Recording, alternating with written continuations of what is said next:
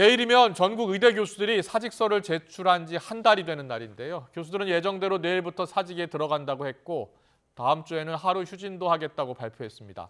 이에 대해 정부는 유감을 나타내고 의대 교수들에게 집단 행동 대신 대화의 자리로 나와달라고 요청했습니다. 취재기자 연결하겠습니다. 이문석 기자. 네, 사회부입니다. 네, 내일이면 사직서를 제출한 지 이제 한 달이 되는 겁니다. 자, 의대 교수들 사직이 현실화할 가능성이 커진 겁니까? 네. 전국의대교수 비상대책위원회는 내일부터 사직에 들어가겠다고 발표했습니다. 정부의 사직 수리 정책과는 관계없이 진행하겠다고 강조했습니다. 또 다음 주에 하루 휴진할 거라는 계획도 내놨습니다. 현재 주 70에서 100시간 이상 근무로 교수들의 정신과 육체가 한계에 도달한 점을 휴진 배경으로 설명했습니다. 휴진 날짜는 대학 자율로 결정하고 이후에 주 1회 휴진 여부는 모레 정기총회에서 상의하기로 했습니다. 서울대와 울산대 의대 교수들도 이달 말부터 주 1회 휴진할 계획입니다. 서울대 의대 교수 비상대책위원회는 오전에 기자회견을 열고 우선 오는 30일 진료 중단을 발표했습니다. 방재승 비대위원장의 말 들어보겠습니다.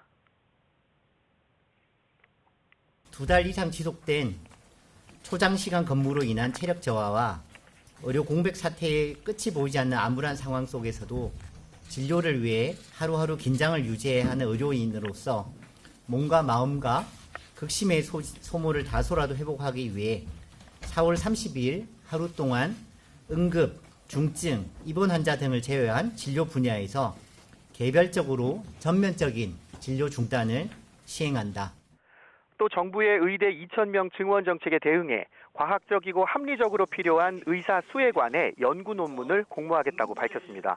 이런 가운데 대한의사협회 비상대책위원회는 기자회견을 열고 의료 현장 최전선에서 환자를 지키는 교수들이 떠나기로 한 것이 얼마나 무거운 결정인지 정부가 알아야 하며 이를 조롱하지 말아야 한다고 주장했습니다. 네, 의대 교수 사직과 휴진 발표에 대해서 정부 반응은 어떻습니까? 네, 정부는 의대 교수들이 주 1회 휴진하겠다는 결정을 내리고 일부 교수들이 예정대로 사직하기로 한 데 대해 유감의 뜻을 밝혔습니다. 박민수 보건복지부 2차관의 말입니다.